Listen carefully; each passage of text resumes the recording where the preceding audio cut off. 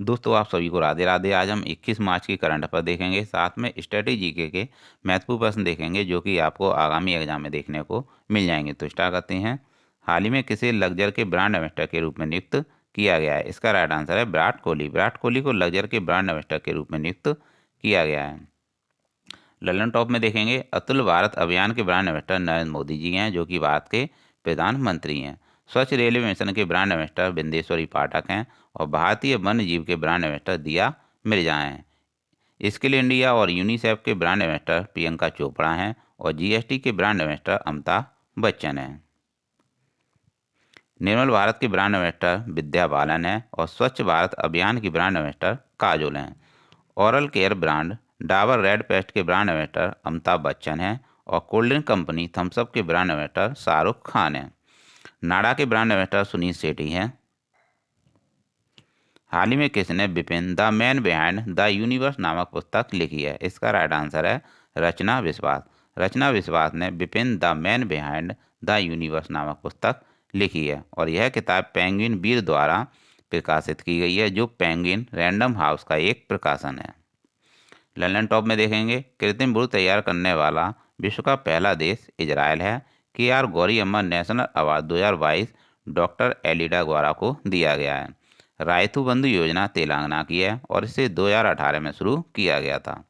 दोस्तों उत्तर प्रदेश की पहली महिला पुलिस कमिश्नर लक्ष्मी सिंह हैं और सबसे ऊंचे युद्ध क्षेत्र सियाचिन पर तैनात होने वाली पहली महिला अधिकारी शिवा चौहान हैं। सरस्वती सम्मान 2022 शिव शंकरी को दिया गया है, जो कि तमिल लेखक हैं।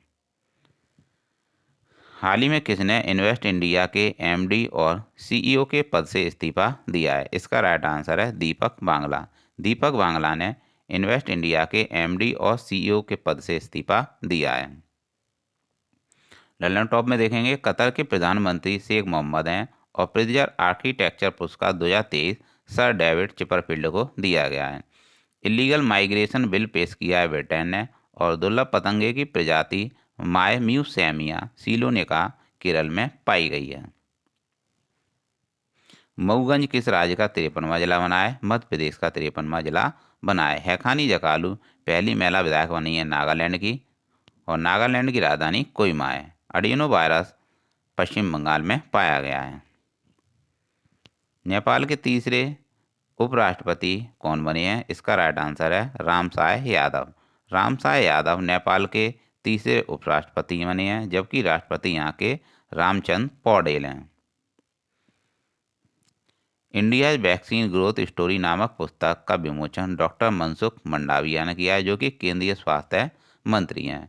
विश्व टेनिस दिवस 6 मार्च को मनाया जाता है और 54 वर्ष बाद संतोष ट्रॉफी कर्नाटक ने जीती है मेघालय को हराकर।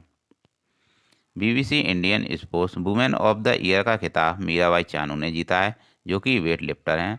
राष्ट्रीय अल्पसंख्यक आयोग ने किस देश में फंसे हुए सभी भारतीयों को निकाला है? तो लीबिया में फंसे हुए सभी भारतीयों को निकाला है। चुनावी लोकतंत्र सूचकांक में शीर्ष पर डेनमार्क है और डेनमार्क की राजधानी कोपेनहेगन है। किस राज्य द्वारा राज्य के कर्मचारियों कार्यकर्ताओं के लिए हाल ही के दिनों में 10% क्षेत्रीय आरक्षण की घोषणा की गई है? तो दोस्तों यहाँ पर पूछा गया था किस राज्य सरकार द्वारा राज्य के कार्यकर्ताओं के लिए हाल ही के दिनों में 10% क्षेत्रीय आरक्षण की घोषणा की गई है? तो इसका राइट आंसर है उत्तराखंड। उत्तराखंड में 10% क्षेत्रीय आरक्षण की घोषणा की गई है।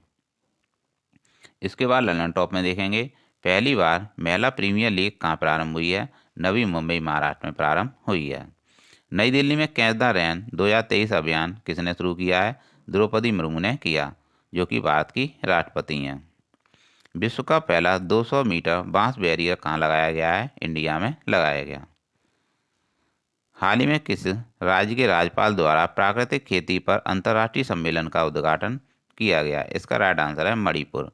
मणिपुर में प्राकृतिक खेती पर अंतर्राष्ट्रीय सम्मेलन का उद्घाटन किया गया।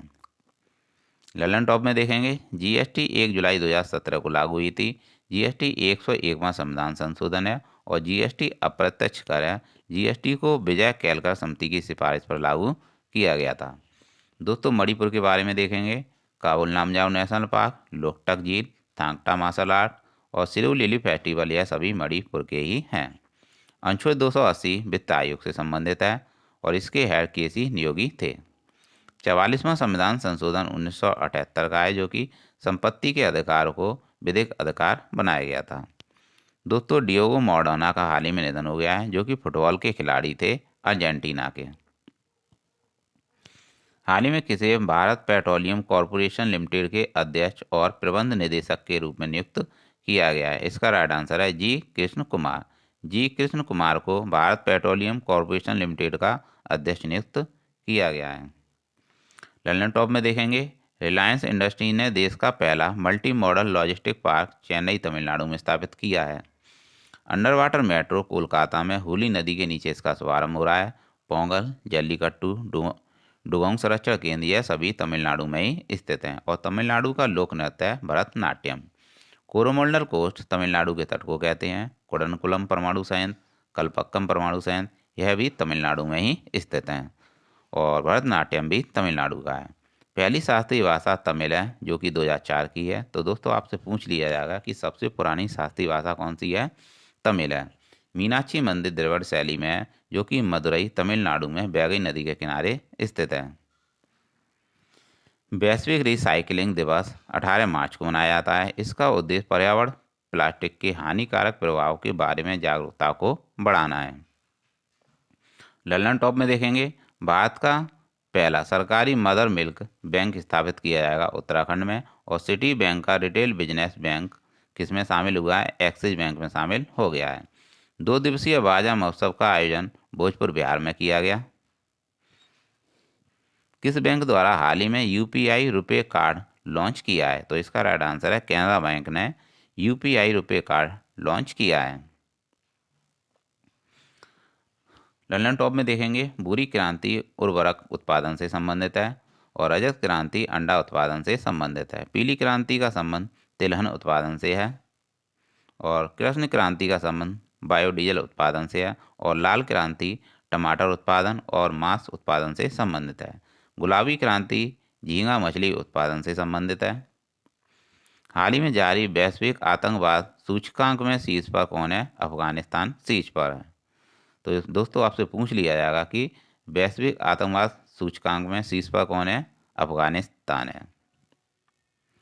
इंडेक्स देखेंगे, विश्व प्रेस स्वतंत्रता सूचकांक में भारत की रैंक 150 है। खुशहाली सूचकांक में भारत की रैंक 136 है और ग्लोबल जेंडर गैप सूचकांक में भारत की रैंक 135 है। विश्व पर्यावरण प्रदर्शन सूचकांक में भारत की रैंक 180 में से 180 है और वायु गुणवत्ता सूचकांक में सबसे प्रदूषित देश बांग्लादेश है। मानव विकास सूचकांक में भारत की रैंक 132 है। कितनी है? 132 है और इसे यूएनडीपी जारी करता है। भुखमरी सूचकांक में 107 है और शांति सूचकांक में 135 है और वायु शक्ति सूचकांक में भारत तीसरे स्थान पर है। बौद्धिक संपदा सूचकांक में भारत 43 में स्थान पर है। राष्ट्रीय फोरेंसिक विज्ञान विश्वविद्यालय की आधारशिला कर्नाटक में रखी गई है और कर्नाटक की ही कंबाला दौड़ है। उद्यान उत्सव 2023 का शुभारंभ द्रौपदी मुर्मू ने किया है, जो कि भारत की राष्ट्रपति हैं और यह मयूरभंज से हैं। मुगल गार्डन का नाम बदलकर अमृत गार्डन कर दिया गया है। क्या कर दिया गया? अमृत गार्डन कर दिया गया है, मुगल गार्डन का नाम बदलकर। सी फीड्स द वर्ल्ड कार्यक्रम पेप्को फाउंडेशन और केयर फाउंडेशन ने शुरू किया है। National mineral development corporation limited का ब्रांड एम्बेसडर निखत जरीन को बनाया गया है, जो कि बॉक्सिंग से संबंधित हैं। हाल ही में केंद्रीय रेल मंत्री अश्विनी वैष्णव ने भारतीय रेलवे को कब तक शुद्ध शून्य कार्बन उत्सर्जक बनने का लक्ष्य रखा है? इसका राइट आंसर है 2030। 2030 तक भारतीय रेलवे ने शुद्ध शून्य कार्बन उत्सर्जक बनने का लक्ष्य रखा है। लंदन टॉप में देखेंगे, ऑस्ट्रेलियन ओपन 2023 पुरुष एकल वर्ग का खिताब नोवाक जोकोविच ने जीता है और अंडर 19 महिला T20 विश्व कप 2023 का विजेता इंडिया बना है इंग्लैंड को हराकर। पहले फोटोनिक आधारित क्वांटम कंप्यूटर का विकास कनाडा में किया गया। कहाँ किया गया? कनाडा में किया गया और कनाडा में ही सबसे बड़ी गेहूं की मंडी लगती है विनीपेग में। 100 से अधिक चीते दक्षिण अफ्रीका से लाए जाएंगे और 8 चीते कहाँ से लाए गए थे? नामीबिया से कूनो नेशनल पार्क मध्य प्रदेश में लाए गए थे सितंबर 2022 में, और उस 8वें चीते का नाम प्रधानमंत्री मोदी जी ने आशा रखा था। हाल ही में तारक सिन्हा का निधन हो गया। वह क्रिकेट कोच थे और इन्हें द्रोणाचार्य पुरस्कार भी दिया गया था, यानी द्रोणाचार्य पुरस्कार विजेता भी थे। लंदन टॉप में देखेंगे स्टैच्यू ऑफ यूनिटी गुजरात में स्थापित की गई है, जो कि सरदार पटेल जी की प्रतिमा है। स्टैच्यू ऑफ इक्वलिटी हैदराबाद में संत रामानुजाचार्य की प्रतिमा को स्थापित किया गया है। Statue of knowledge Latur Maharashtra में बाबा अम्बेडकर की प्रतिमा को स्थापित किया गया है। और statue of peace Pali Rajasthan और जम्मू कश्मीर में स्थापित की गई है। दोस्तों, statue of prosperity Kempegowda airport Bangalore में स्थापित की गई है। विश्वास स्वरूप जिसे स्टैच्यू ऑफ बिलीफ भी कहते हैं, महादेव की प्रतिमा है और इसे नाथ द्वारा राजसमंद राजस्थान में स्थापित किया गया है। पंचामृत योजना गन्ने की उपज को बढ़ावा देने के लिए शुरू की गई। दोस्तों, हाल में organisation of economic corporation development ने वित्त वर्ष 2020-2024 में भारत की वृद्धि दर कितने प्रतिशत रहने का अनुमान लगाया है? इसका राइट आंसर है 5.9 रहने का अनुमान लगाया है। लंदन टॉप में देखेंगे चिकित्सा का नोबेल पुरस्कार स्वांते पावे को दिया गया है और अर्थशास्त्र का नोबेल पुरस्कार Douglas Diamond, Ben Bernanke, Philip Dybvig को दिया गया है। शांति का नोबेल पुरस्कार Ales Bialiatski Memorial Center for Civil Liberties को दिया गया है और साहित्य का नोबेल पुरस्कार जबकि एनी एनक्स को दिया गया है। रसायन का नोबेल पुरस्कार Morten Meldal Carolyn Bertozzi Barry Sharpless को दिया गया है। भौतिकी का नोबेल पुरस्कार Anton Zeilinger, Alain Aspect, John Clauser को दिया गया है और पलामू टाइगर रिजर्व झारखंड में ही स्थित है। बांदीपुर बन्नेरघट्टा और कम्बाला दौड़ कर्नाटक की हैं। सतलुज नदी पर सिपकला दर्रा स्थित है, जो कि हिमाचल प्रदेश में है। अटल सुरंग का नाम रोहतांग सुरंग है, जो कि हिमाचल प्रदेश में है। हाल ही में 2023 की विश्व के महानतम स्थानों की टाइम सूची में किस भारतीय स्थानों को शामिल किया गया है? तो लद्दाख और मयूरभंज को विश्व के महानतम स्थानों की टाइम सूची में शामिल किया गया है।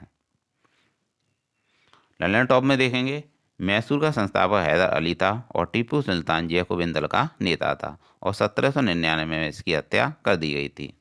हम्पी से रिलेटेड पॉइंट देखेंगे विजयनगर साम्राज्य की राजधानी हम्पी रह चुकी है और विरूपाक्ष मंदिर हम्पी में ही स्थित है। 50 रुपये के नोट पर हम्पी का चित्र अंकित है और विजयनगर साम्राज्य की स्थापना हरिहर और बुक्का ने की थी। 2000 रुपये के नोट पर मंगलयान का चित्र अंकित है। 500 रुपये के नोट पर लाल किला का चित्र अंकित है।